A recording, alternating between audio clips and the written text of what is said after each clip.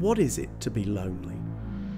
In 1911, writer Joseph Conrad deemed that it was a naked terror.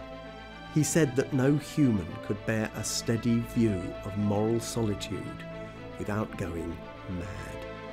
Similarly, novelist May Sarton deemed it as a poverty of self, and T.S. Eliot claimed that hell is oneself. Hell is being alone. Loneliness, it would seem, is a notion imbued with the grievances of the world. But is the pairing of loneliness with negativity just poetic construction, or is it indubitable? Perhaps our ability to sympathise with the vivid words of writers and poets stems from the science of evolution. We have an innate need for social interaction and a fear of the consequences of solitude. As Aristotle claimed, society precedes the individual, and indeed, humans are purportedly the most social creatures on Earth. Our neocortex, which is responsible for conscious thought, language and emotional control, is larger in the human brain than in any other mammal of comparable size. Moreover, human infants are born defenceless. They rely on their mothers not only to feed and protect them, but to integrate them with the community. A social neuroscientist, Pascal Vritica, has said, "We are biologically hardwired for interacting with others and are thus said to be endowed with a social brain. The more thriving the society, the higher the production rate. In this instance, theoretically, the ability to feel loneliness may simply be a product of evolution." No matter the origin of the phenomenon, an understanding of loneliness is something common to all people. The prevalence of the notion in both the artistic and scientific world reflects its temporal and mysterious nature. Yet this documentary aims to explore loneliness not as something with an answer, but instead a series of questions, each of which fluctuate, change, and are unique to the individual.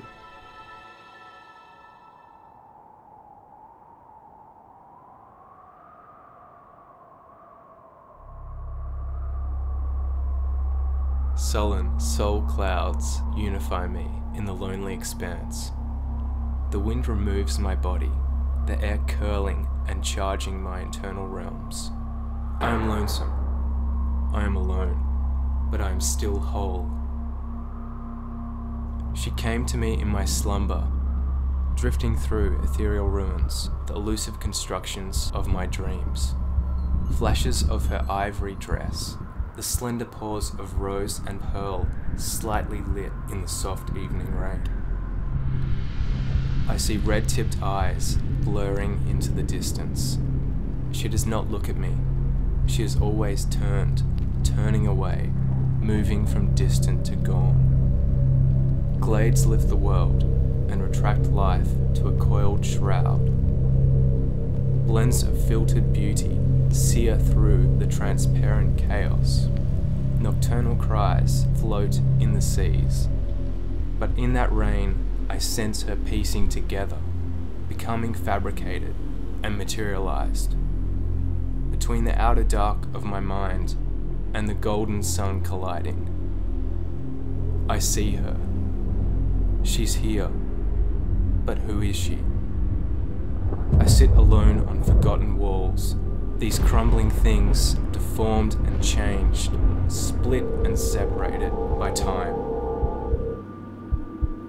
Nests of green culminate amongst the terrified ocean I walk, caressing bones of rock and slivers of dark sand.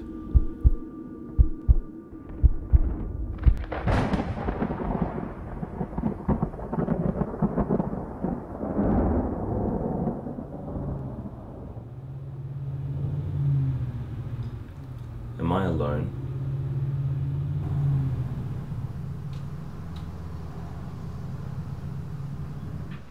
I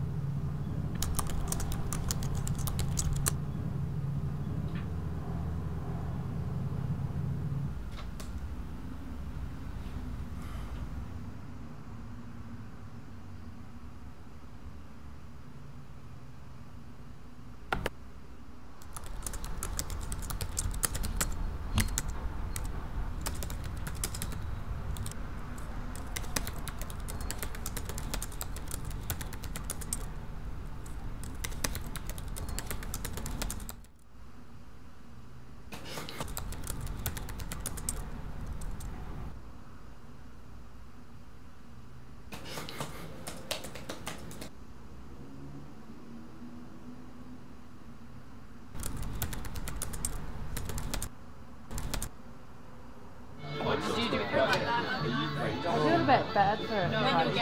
Thing to like be in.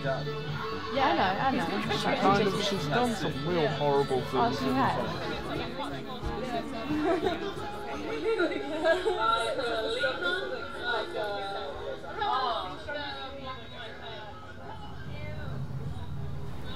I've never had so many friends, but I've never felt so alone.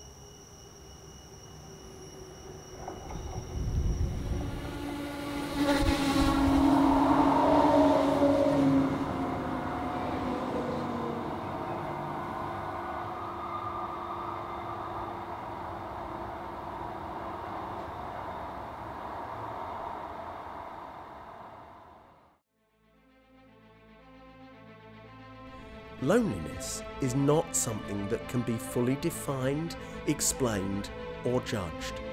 Rather, it may be seen as an emotional process common to us all, through which we can reflect and learn to truly appreciate the company of others. As the Dalai Lama has said, we human beings are social beings. We come into the world as the result of others' actions. We survive here in dependence on others. Whether we like it or not, there is hardly a moment of our lives when we do not benefit from others' activities. For this reason, it is hardly surprising that most of our happiness arises in the context of our relationships with others.